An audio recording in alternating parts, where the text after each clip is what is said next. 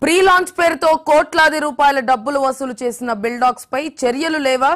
చర్యలు తీసుకోవాల్సిన రెరా ఏమీ పట్టనట్లు ఎందుకు ఉంది? నిజాయితీ పరుడుగా పేరున్న రెరా చైర్మన్ సత్యనారాయణ స్పందించకపోవడం వెనుక ఏదైనా కారణాలు ఉన్నాయా? జనాలను మోసం చేసిన వారిపై చర్యలు తీసుకోకపోవడం వెనుక ఎవరి ఒత్తిడి ఉంది? ఇప్పుడు ఇదే చర్చ జరుగుతోంది.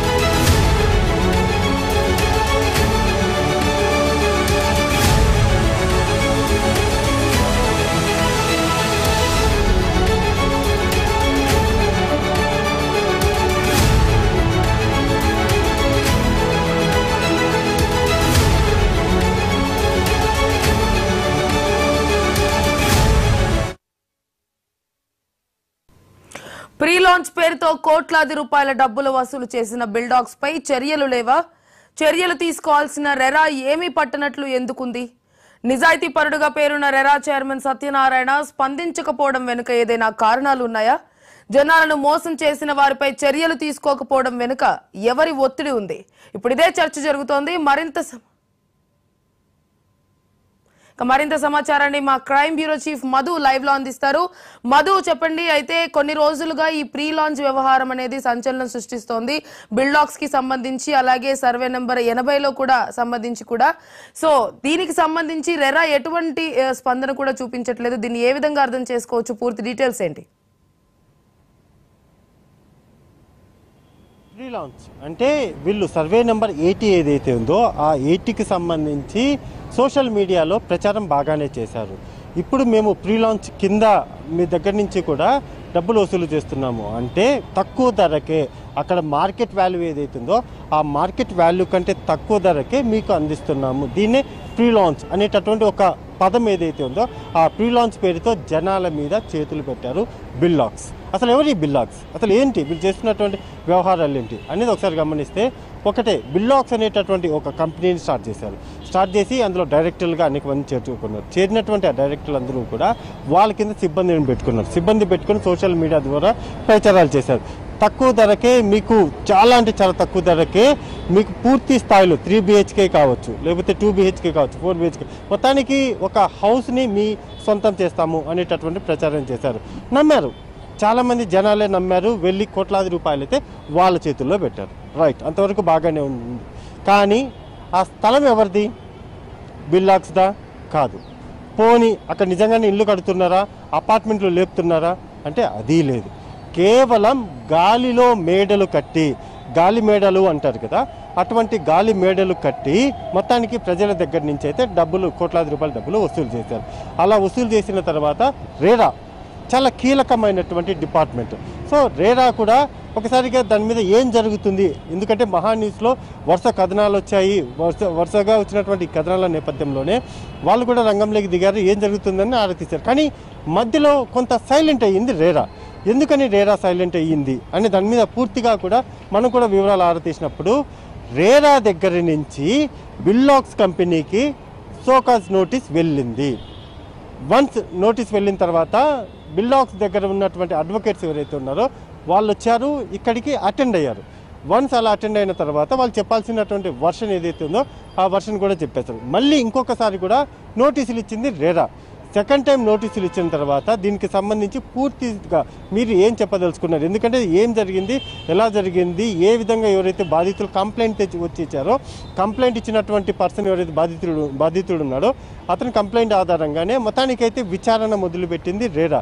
సో కమింగ్ 4th 4వ తేదీన దీనికి సంబంధించి 2 పార్టీలు అంటే బిల్లాక్స్ తరపు నుంచి అదేవిధంగా కంప్లైంట్ ఇచ్చినటువంటి బాధితుడు ఎవరైతే ఉన్నారో ఆ 2 వైపుల నుంచి కూడా వాదనలు వినిపించబోతున్నారు రేరాలో. సో వన్స్ ఇక్కడ వాదనలు కంప్లీట్ అయిపోయిన తర్వాత ఎటువంటి యాక్షన్ ఉండబోతుంది, ఎందుకంటే రేరా చైర్మన్ ఇప్పటికే దీనికి సంబంధించి చాలా సీరియస్గానే ఉన్నారు. ఆయన ఒకటే, ఈ మొత్తం వ్యవహారంలో మేము చాలా స్ట్రాంగ్గానే ఉన్నాము, తప్పు ఎవరు చేసి ఉంటే అంటే బిల్లాక్స్ సంబంధించి తప్పు చేసి ఉంటే వాళ్ళ మీద చర్యలు తీసుకోవడానికి మేము సిద్ధంగానే ఉన్నామని చెప్పారు. కానీ ఇక్కడ అబద్ధాలు చెప్పే బిల్లాక్స్ ఏదైతే ఉందో, బిల్లాక్స్ అనేది అబద్ధాలు చెప్పేటటువంటి ఒక మాయా ప్రపంచమే బిల్లాక్స్. అక్కడ ఇళ్ళు ఉండవు, స్థలాలు ఉండవు, ఏమీ ఉండవు, కానీ ఇళ్ళు ఉన్నాయని చెప్తారు, అపార్ట్మెంట్లు కడుతున్నామని చెప్తారు, అన్నీ చెప్తారు. మాయ మాటలు చెప్పేటటువంటి బిల్లాక్స్ ఏదైతే ఉందో ఆ బిల్లాక్స్ రేరా దగ్గరికి వచ్చిన తర్వాత కూడా రేరాలో ఉన్నటువంటి అధికారులకు కూడా ఏదైతే అది ఉందో ఫోర్జరీ చేసినటువంటి ఏదైతే ప్రధానంగా అక్కడ ఇచ్చినటువంటి బాధితుడు ఎవరైతే ఉన్నారో అతను ఇచ్చినటువంటి స్లిప్స్ ఏవైతే ఉంటాయో అంటే డబ్బు కట్టినట్టు తీసుకునేటటువంటి రిసిప్ట్స్ ఏవైతే ఉన్నాయో వాటన్నిటిని కూడా ఫోర్జరీ చేశారేమో, ఫోర్జరీ చేసి తీసుకొని వచ్చారేమో అని మాట డైవర్ట్ చేయడం. అంటే తమ మీద తప్పుని తమ మీదికి రాకుండా తప్పును పక్కదో పట్టించే విధంగా, అంటే అది మొత్తానికి తప్పే అని చెప్పరు, పోనీ మేము డబ్బులు కట్టించుకున్నాము అని చెప్పరు. డబ్బులు కట్టించుకునేది నిజమా అంటే అది ఒప్పుకోరు, ఏదైతే డబ్బులు తీసుకున్నారో బిల్డింగ్లు కడుతున్నారంటే అది చెప్పరు. ఏకంగా చెప్తే మా కంపెనీనే ఏదైతే బిల్లాక్స్ ఏదైతే ఉందో ఆ కంపెనీ అంతటిని ఎవరో వాడుకున్నారంట.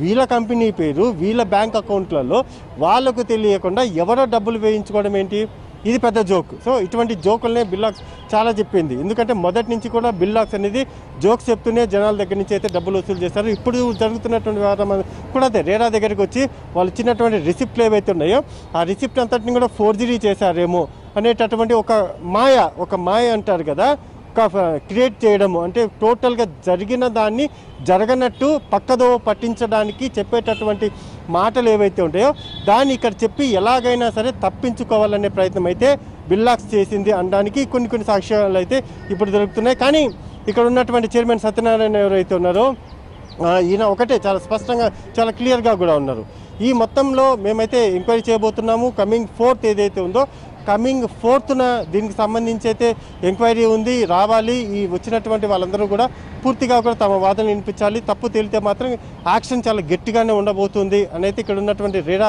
చైర్మన్ చెప్తున్నారు. చూడాలి కమింగ్ 4th అంటే ఆల్రెడీ ఇప్పుడు కాదు ఇంకొక 3 రోజుల్లో దీని అంతటి మీద కూడా యాక్షన్ ఏ విధంగా ఉండబోతుంది అనేది చూడాలి. ఇక్కడైతే బిల్లాక్స్కి సంబంధించి సీఎం రేవంత్ ఇప్పటికే చాలా సీరియస్గానే ఉన్నారు. దీనికి సంబంధించి ఒక కమిటీని కూడా ఏర్పాటు చేశారు, దానిపైన రివ్యూ కూడా నిర్వహించారు. సాక్షాత్తు సీఎంఏ రివ్యూ నిర్వహించినటువంటి ఈ వ్యవహారంలో డెఫినెట్గా ఎవరిది తప్పు, ఎందుకంటే బిల్లాక్స్ అనేది ఎక్కడ చూసినా హైదరాబాద్ ఏదైతే ఉందో హైదరాబాద్లో ఏ మూలకు వెళ్ళినా సరే ఏ కూడల్లో చూసినా సరే అక్కడ బిల్లాక్స్ అనేటటువంటి సర్కిల్ ఆ బోర్డులు కనబడుతూ ఉంటాయి.